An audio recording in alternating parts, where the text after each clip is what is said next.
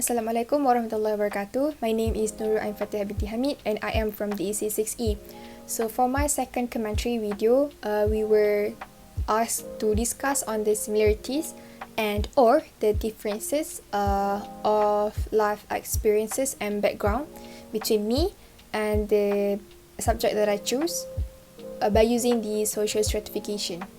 So let's first move to the definition of social stratification. So social stratification is the structured ranking of an entire group that perpetuates unequal economic rewards or power in a society. So for this particular assignment, I've chosen my paternal uncle, which is my dad's younger brother. So a little background about him. He was born in Narathiwat, Thailand, and then moved to Malaysia when he was 2 years old to live with his uncle. He graduated from Sains Selangor boarding school and was born on 1969. He is now a very successful businessman. So the first concept that I chose is form of stratification. So there are 4 main forms of stratification. So the first one is slavery, the second one is caste system, the third one is feudalism or estate, and the fourth is social class, and I will be talking on the social class. So there is a difference between our social class. My uncle mentioned that he came from the middle class family. Meanwhile, I came from the upper middle class family. We're talking about the social class that we grew up in. He mentioned that he grew up in a middle class family because the family that he grew up in is only work as cook at high school canteens.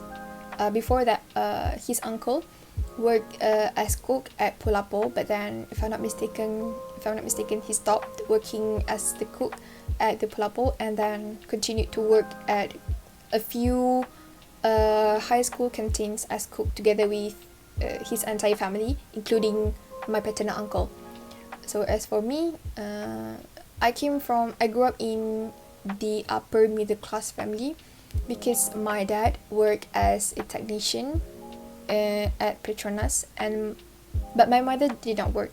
She is a full-time housewife. So that is the difference between our social class that we grew up in. So the second concept is class consciousness. So during the interview, I asked him a question, which is, did he consider people from his generation are more class consciousness than people of my generation, which is Generation Z? He said that people from his generation did act as their true social class, and I think it is different from my generation, which is Generation Z.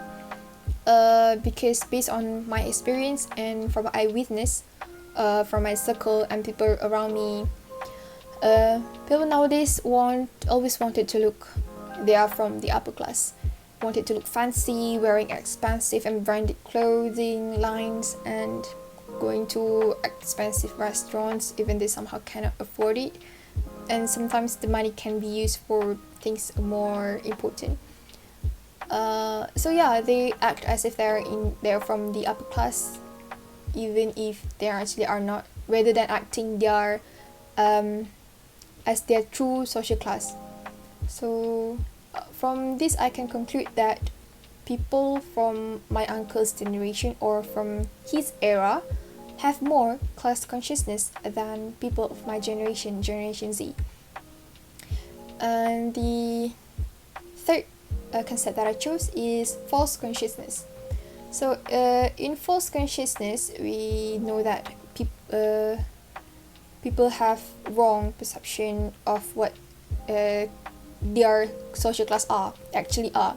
So my uncle share one of his experience on false consciousness during the interview.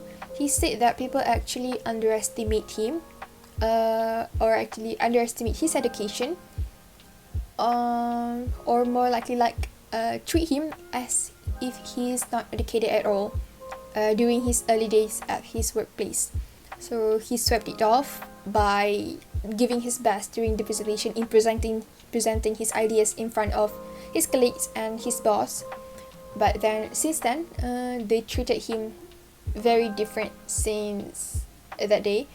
They treat him different from before they actually realized that my uncle that do have education and are actually educated. I somehow have the similarities in this kind of situation in false consciousness with my uncle, which when I first moved to a new secondary school, the people there, especially the teachers, underestimate my ability in education.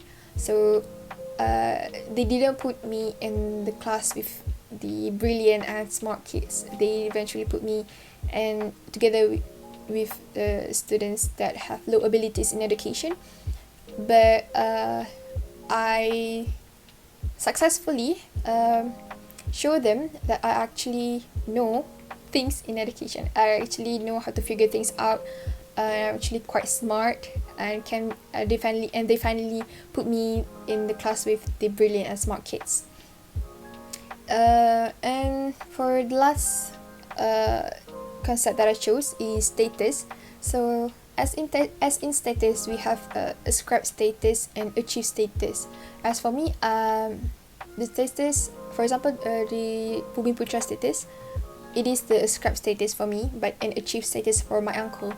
It is an ascribe status for me because I inherited it from my parents, as both of my parents are Bumi Putra, but in my uncle's case, he achieved it because he have went through quite some paperwork and stuff, because he don't have his parents here and he came from Thailand.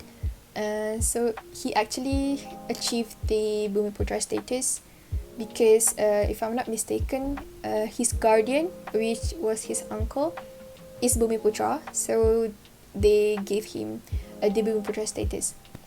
And also the wealth and the status in the society. So the wealth and the status in society that I have today, I inherited it from parents. They ascribe status for me.